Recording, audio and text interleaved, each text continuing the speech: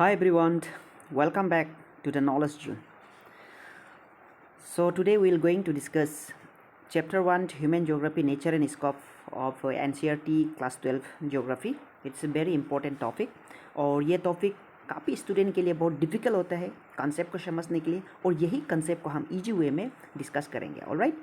और ये सिर्फ स्टूडेंट के लिए इम्पोर्टेंट नहीं है, it is also important for other competitive exam. जो कोई भी एस्पायरेंट्स है जो भी कम्पिटेटिव्स के लिए तैयारी कर रहे हैं, ये वीडियो से काफ़ी आपको हेल्पफुल मिलने वाला है। Okay, let's begin now. ये टॉपिक में आज हम क्या कवर करेंगे, सबसे पहले हम ज्योग्राफी को शॉर्ट कंसेप्ट में जानने के लिए कोशिश करेंगे, ज्योग्राफी क्या है। उसके बाद ज्योग्राफी का branches, then it's come to human geography जो असली आपका चैप्टर है, मतलब क्लास 12 का जो मेन चैप्टर 1 ह्यूमन ज्योग्राफी, ये हम ह्यूमन ज्योग्राफी का chapter 1 that is human geography self and nature and scope, इसे हम अभी बहुत बढ़िया से डिस्कस करेंगे। Alright, okay. नाउ सबसे पहले आपको ज्योग्राफी का बारे में जानना है। ज्योग्राफी तो सभी मालूम है, बचपन से पढ़ के आया है राइट। ज्योग्राफी क्या चीज़ है?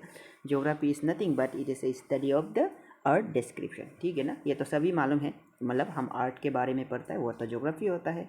और ज्योग्राफी है ना, ऐसा सब्जेक्ट नहीं है। Geography is a vast discipline, मतलब बहुत बड़ा सब्जेक्ट है।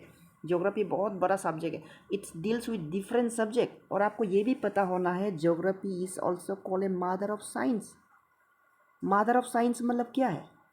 मतलब है मदर ऑफ ऑल सब्जेक्ट कहा जाता है ज्योग्राफी को, because it deals with different subject.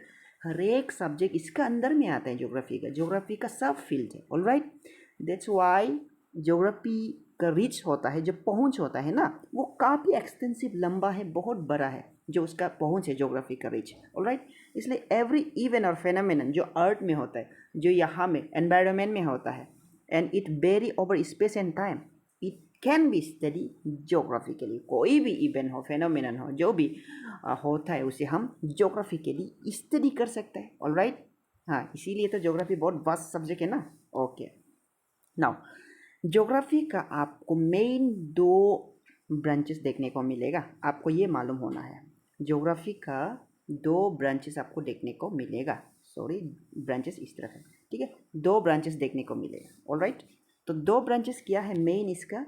Physical and human. एक है फिजिकल ज्योग्राफी, एक है ह्यूमन ज्योग्राफी, और एक होता है आपका बायो ज्योग्राफी। ऑलराइट, लेकिन इसका बारे में हम लोग ये ज़्यादा डिस्कस नहीं करते, ज़्यादातर मेन आपका फिजिकल और ह्यूमन में चला जाता है। Alright, okay. एनीवे, तो मेन ब्रांचेस है आपका फिजिकल एंड ह्यूमन ज्योग्राफी। जो फिजिकल ज्योग्राफी है, आप क्लास 11 में ऑलरेडी स्टडी कर चुका है, याद है? क्लास 11 वाला जो फिजिकल ज्योग्राफी, जो फिजिकल के बारे पढ़ा था, लैंड फॉर्म वगैरह वगैरह, है कि नहीं, जो कंटिनेंटल ड्रिफ्ट थ्योरी वगैरह था, क्लाइमेट के बारे पढ़ा था, वो है आपका फिजिकल ज्योग्राफी, जो मेन एक ब्रांचेस है। और दूसरा ब्रांचेस जो क्लास 12 एनसीईआरटी में दिया जाता है, वो है ह्यूमन ज्योग्राफी, और जो हम आज पढ़ने वाला है। राइट, तो human geography is very very important subject and important topic to understand. Okay, all right, now human geography का बारे में हम लोग अभी डिस्कस करेंगे। नाउ ह्यूमन ज्योग्राफी क्या है? इट स्टडीज सिंपल में, ओके, इन सिंपल वे में, it studies the relationship between किसका? ह्यूमन एंड नेचर का। सीधा आपको दिमाग में मालूम होना है, ह्यूमन और नेचर का जो बीच का रिलेशन है कि नहीं। हम ह्यूमन नेचर से डिपेंड करता है, नेचर भी तो ह्यूमन से डिपेंड करता है कि नहीं, क्योंकि हम उसे क्रिएट पॉसिबिलिटीज क्रिएट करता है। ओके, नेचर में अगर कुछ नेचुरल डिजास्टर हो जाता है तो क्या क्या करता है, हम उसे आने से पहले ही ह्यूमन क्या करता है, उसे आराम से हम कंट्रोल कर सकते हैं, ठीक है ना। तो ऐसे करके इसका रिलेशनशिप ह्यूमन और नेचर का, तो उसको हम स्टडी किया जाता है अंडर ह्यूमन ज्योग्राफी। ये बस सिंपल सा मसला है। ऑलराइट, तो वही ह्यूमन ज्योग्राफी का नेचर क्या है?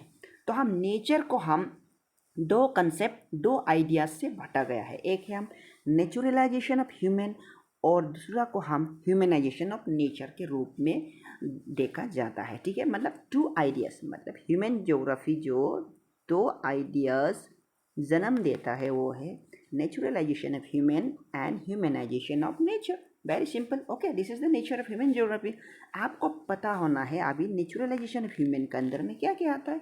मतलब वही है जो ह्यूमन फिजिकल एनवायरनमेंट का साथ में डायरेक्टली इंटरेक्ट रहता है। मतलब हम ह्यूमन बींग क्या करते हैं, फिजिकल एनवायरनमेंट को डायरेक्टली डिफेंड करता है। ऑलराइट, जितना भी हम नॉलेज नेचर का नॉलेज को इम्पोर्टेंट डेवलप होगा, तो जितना जितना हम नेचर का बारे में जानेगा उतना ही हम टेक्नोलॉजी डेवलप कर सकते हैं, है कि नहीं। तो इसीलिए हम नेचर से डिपेंड करते हैं, नेचर को और समझने के लिए कोशिश करते हैं।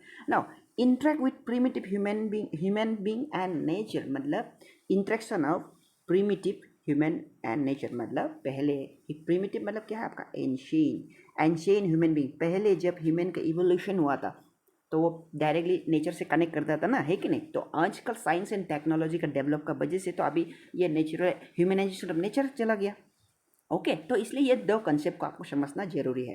पहले ही एंशियन में क्या था, ये में हिस्टोरिक टाइम में डायरेक्टली ह्यूमन नेचर से डिफेंड करता था। ओके, ठीक है। नाउ इसमें क्या होता है, नेचुरलाइजेशन ऑफ ह्यूमन में इसमें लो लेवल का टेक्नोलॉजी होता है। इसमें मतलब use of low level of technology, मतलब सिंपल टूल्स वगैरह यूज़ करते हैं, दाव वगैरह, है कि नहीं। इसमें टेक्नोलॉजी ना का बराबर है, समझे। All right.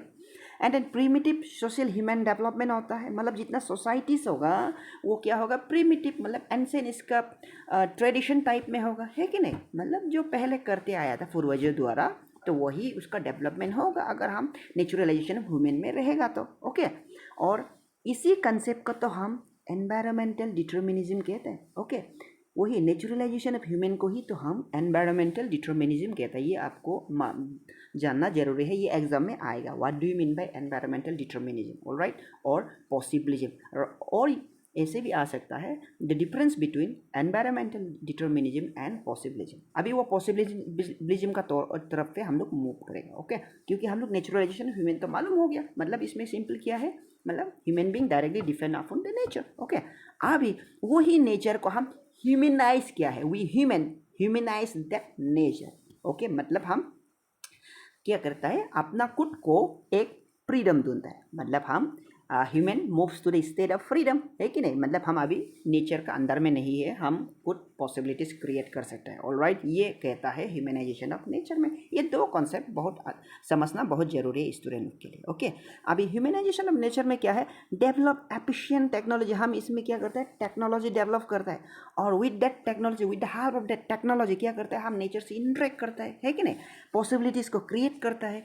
And human nature क्या होता है, ऑटोमेटिकली गेट ह्यूमनाइज, मतलब हम उसे ह्यूमनाइज कर देता है नेचर को। ओके, नाउ अभी क्या है, यही कंसेप्ट और यही आइडियाज जो नेचर हमें अपॉर्चुनिटीज़ प्रोवाइड करता है और ह्यूमन बींग हम उसे यूज़ करके अपना पॉसिबिलिटीज़ क्रिएट करता है, उसी को कंसेप्ट को हम, आइडियाज़ को हम पॉसिबिलिज्म कहते हैं। ऑलराइट, बहुत इंपॉर्टेंट है ना पॉसिबिलिज्म। यही आइडियाज़ को हम पॉसिबिलिज्म कहते हैं। अभी एग्जाम में यही आने वाला है आपका, एनवायरमेंटल डिटर्मिनिज्म और पॉसिबिलिज्म का डिफरेंस क्या है, आपको यही लिखना होगा। एनवायरमेंटल डिटर्मिनिज्म में सिंपल है कि मतलब हम human being directly depend upon nature. Okay, लेकिन पॉसिबिलिज्म में नहीं। पॉसिबिलिज्म में कहता है हम ह्यूमन को डायरेक्ट डिपेंड नहीं, सॉरी, हम नेचर को डायरेक्ट डिपेंड नहीं करते हैं। ओके, मतलब हम पॉसिबिलिटीज खुद से क्रिएट कर सकता है।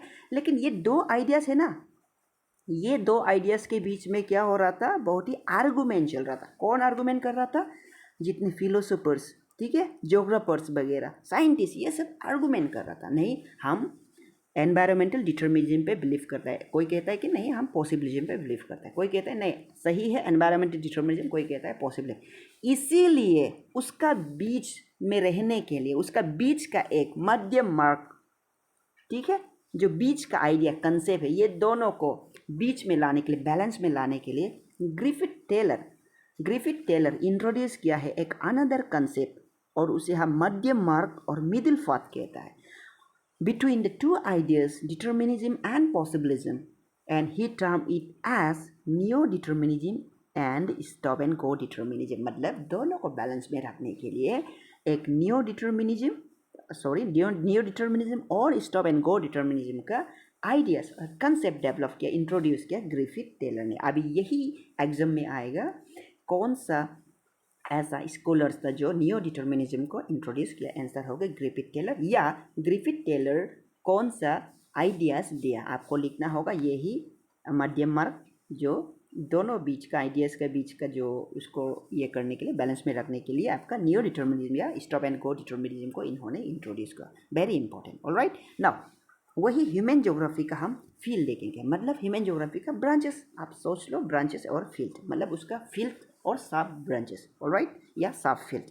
मतलब ह्यूमन ज्योग्राफी क्या होता है, अर्बन से डील करता है, social, political, population, settlement and economics, मतलब इसका सब्जेक्ट बहुत वास्ट है।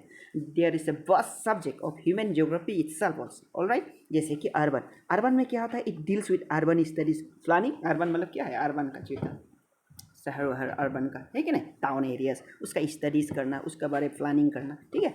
तो उसका बारे में डील करना, ये है अर्बन ज्योग्राफी होता है। उसके बाद social geography, deals with the human societies, है कि नहीं।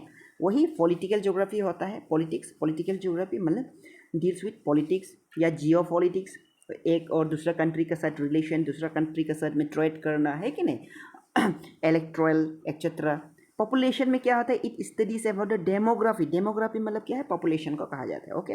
पॉपुलेशन ज्योग्राफी, डेमोग्राफी, है कि नहीं, एज पर पड़ता है, सेक्स रेशियो, है कि नहीं, the growth of population, okay, birth rate, death rate, ये सब आपका पॉपुलेशन ज्योग्राफी में पड़ेगा। एंड देन सेटलमेंट ज्योग्राफी, इसमें क्या है फिर अर्बन और रूरल का सेटलमेंट, उसका प्लानिंग, है कि नहीं, किस टाइप का सेटलमेंट है, किस टाइप का पैटर्न है, ओके, सेटलमेंट पैटर्न, टाइप्स वगैरह ये सब पड़ेगा सेटलमेंट में। And then economic geography deals with resources, है कि नहीं, जितना resources, agriculture, industry, tourism, marketing, trade etcetera, ठीक है, ये हम इकोनॉमिक्स ज्योग्राफी में पढ़ता है। एंड दिस ऑल सब्जेक्ट जितना भी मैंने बोला, ये क्या है, आपका ह्यूमन ज्योग्राफी का सब फील्ड है, ऑलराइट।